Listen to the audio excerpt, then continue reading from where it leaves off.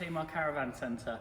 This video is going to demonstrate how to operate the brand new 2024 Swift touchscreen control panel. We're going to demonstrate this in the brand new Challenger exclusive, which is also just been launched for 2024. Let's come in and have a little look. So this is the 2024 brand new touchscreen control panel by the Swift Group. I'm just going to quickly show you how to turn the screen off and then going to turn it back on. So please be aware the light's going to turn off in a second. So to turn the touchscreen panel off, you press this little button.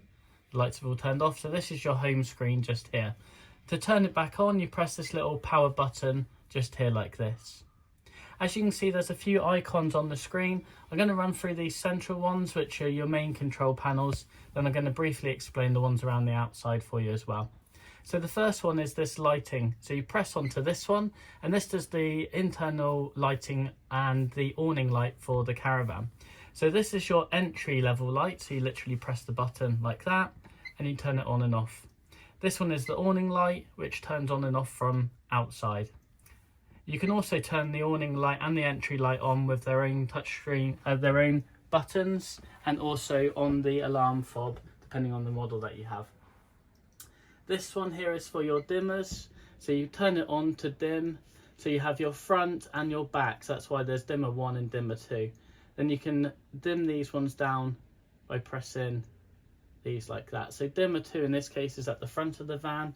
Dimmer 1 is at the back. And you can turn them up by pressing these on this slider. You can also slide it like this as well. So what you can do when you're at this part, you can either press this little arrow, which will take you through to the next stage, but I like to go back to the home page, which is this one just here. So you've got the power button. So with this power button, if you press this one, this is telling us the leisure battery, and this is telling us the vehicle. This will be, if, we're in a touring caravan, so this is when we're attached to the tow vehicle. So this is just telling us that the leisure battery is currently charging because we're plugged into mains. If we weren't plugged into mains, this will tell you the true condition of the leisure battery. So this is just telling us the amps that is being used and the load just here. If we're plugged into the car, you can also check the condition of the vehicle battery before you set off on your journey. If you press this little arrow, this little yellow arrow just here, this takes you through to the next page. So this is telling us we're plugged into mains, and we're currently using 16% of our capacity for where we're plugged into. So that basically equates to 2.6 amps. What you can also do is you can set a load limiter. So if you go to a site that's limited, most sites in the UK are 16 amp. Some are 10, but if you're going into France, you can set the limit to lower if required. So you've got 5 amps, and it goes all the way up to 16 like this. So again, you can slide that one there, or you can just slide it all the way up. So it's quite a handy feature to have just there.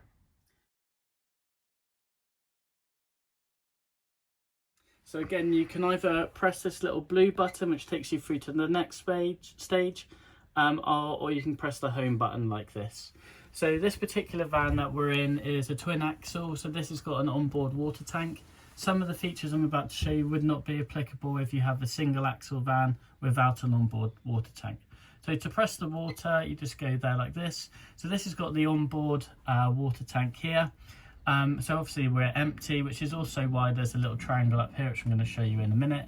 But if you wanted to fill this one, you literally just press the fill button and it'll start filling up, and it fills up in 25% increments. So it doesn't go 1, 2, 3, it will go 25, 50, 75, 100. And you just turn it off like this. You've also got your water pump in here. So that's the one that comes from the external barrel, just there like that.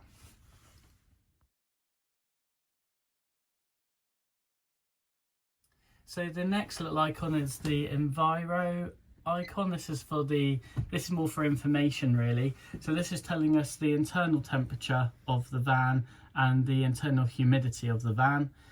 This one gets set up on PDI, and then you've got the external temperature just there as well. So the next icon we have on here is the heating system. Ordinarily on previous models that we've had, We've always recommended to use the manufacturer's control panel, whether it be the Aldi or the Truma, or Whale in the base camp. That's still the case. However, we have had a little play around with this new one. It does seem pretty good and quite intuitive, and I'll give you the information of how I've been playing with it. But our advice would still be to use the manufacturer's control panel, as you've got a deeper lot of settings available in that one. As we learn more about the new control panel, then maybe we can do another separate video on how that particular one works. So I'm just going to go back to the heating here like this. So just to run through the mode section here, this is how you choose whether you're using your manual control panel or the timer, which is this control panel. So at the moment it's off. So we're going to choose manual, which basically wakes up this little screen over here. And then we've got timer, which means you're using this control panel just here. So what we're going to do with this one, down the bottom here, you've got your energy source. So we're currently running on 1 kilowatt of electric, and we know that by this little lightning bolt just here. You just press it again if you want 2 kilowatts, and then you press it again if you want 3 kilowatts. Very crudely speaking, 1 kilowatt is 4.2 amps. So if you're on a site which is 16 amp, that's quarter of your allowance that you're using just on heating and hot water. If you're on 2 kilowatts, that's 8.4 amps. So that's half of your allowance. So you wouldn't really want to be using 3 kilowatts on a 16 amp site. You can also run just off gas if you're off grid, and you just do that by pressing that on button just there. So that's your gas, that's your electric.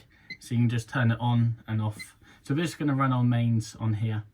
So I'm just going to turn it back to the manual for a second. To operate your hot water, I'm just going to turn it onto the manual one here for a second. So the hot water is off at the minute.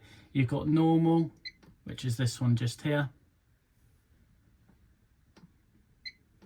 Didn't like me then. That's that one, and then you've got boost, which is this one. So your normal setting is 60 degrees. That kills off any legionnaires and any nasties in the water tank. Boost, the only time you'd use that is if you've just had a shower and you've emptied the hot water tank. Then you can go on to boost, and it takes 30 minutes to get it up to temperature from a cold water in the tank. And that's your boost button, which is just there like that. I'm just going to turn the hot water back off there for a second. So your timer is this control panel, which is this one. And if you go into this little one here, this is where you can program all the different times. So what time you want it to come on, and then what temperature you'd want it to be. So you just keep pressing the button to the temperature that you want. And this little one that goes up, that's the radiators. And the one with the little wavy lines is the water. So you've got normal or boost in there, or off like that. Once you've got it all set, you just press the tick, and then it will save it all like that. If you're using this one just here to set the temperature to what you want it to be, you literally just press the little plus and minus buttons just here like that. The trick, as you can see, is not to press it too quickly like I've been doing. So just will let it do what it needs to do. I don't know if you can see this, but there's a little icon that's greyed out. This one here is for the air conditioning. The air conditioning is an upgrade that's available on these vans, and then you can also operate the air conditioning unit from this touchscreen panel as well. The next little icon along is your fridge. So you can operate the fridge on the fridge itself, but you can also do it on the touchscreen panel. Oh, and if you talk too long like me, it times out. So you just select... Oh, yeah, I was in the right one. That's your fridge settings just here. So at the moment the fridge is off. So this is a three-way fridge. It operates off 3 different sources. So you've got your main, which is this one.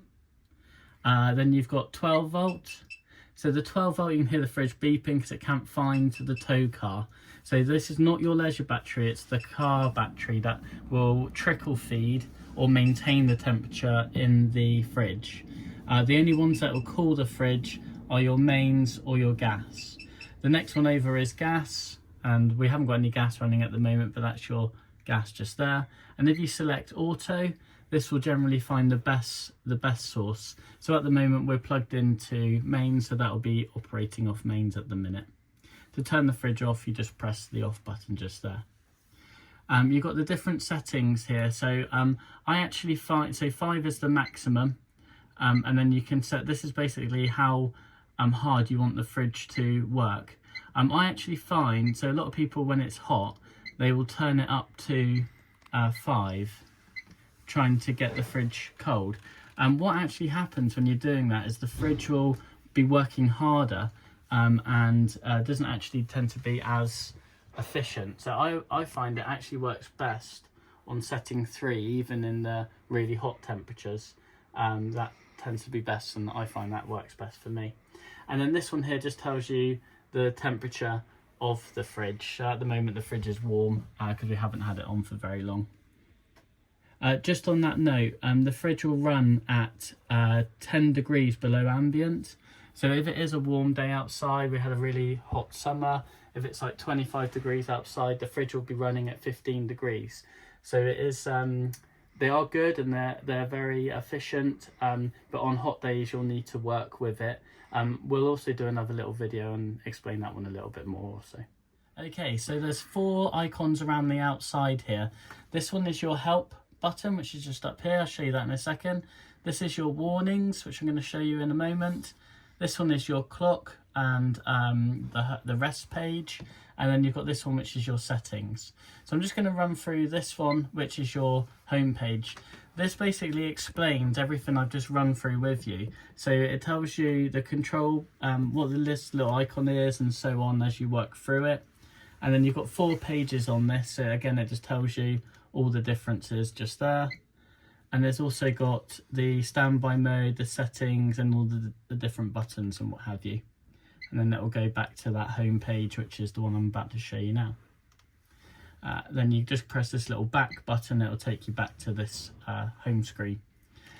So I'm just going to show you this one, which is the clock, and that's that screen just here.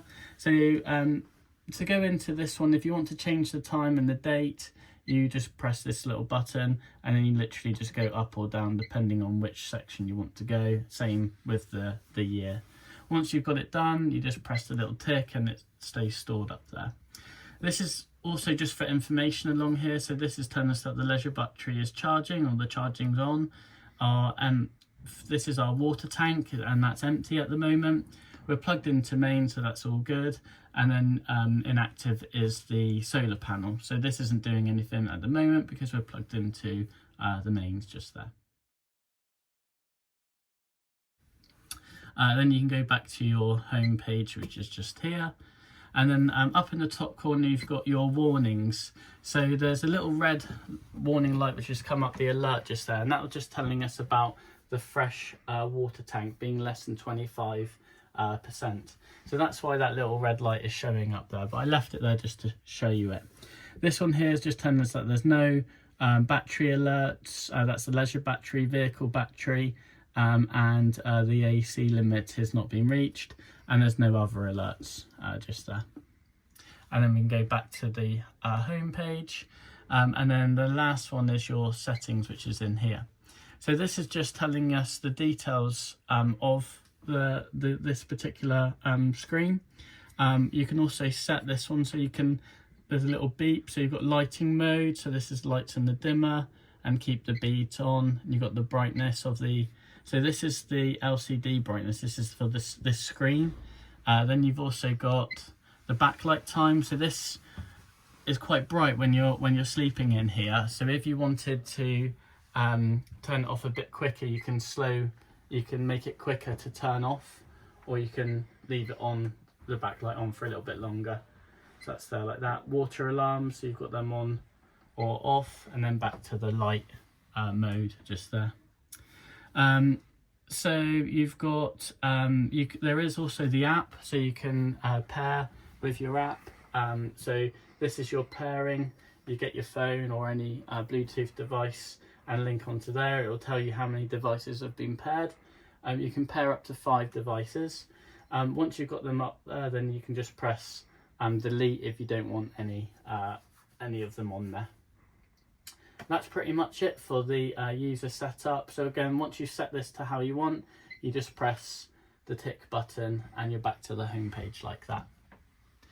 Once you're all done and you're finished with the caravan, you literally just press the power off and that's it all done.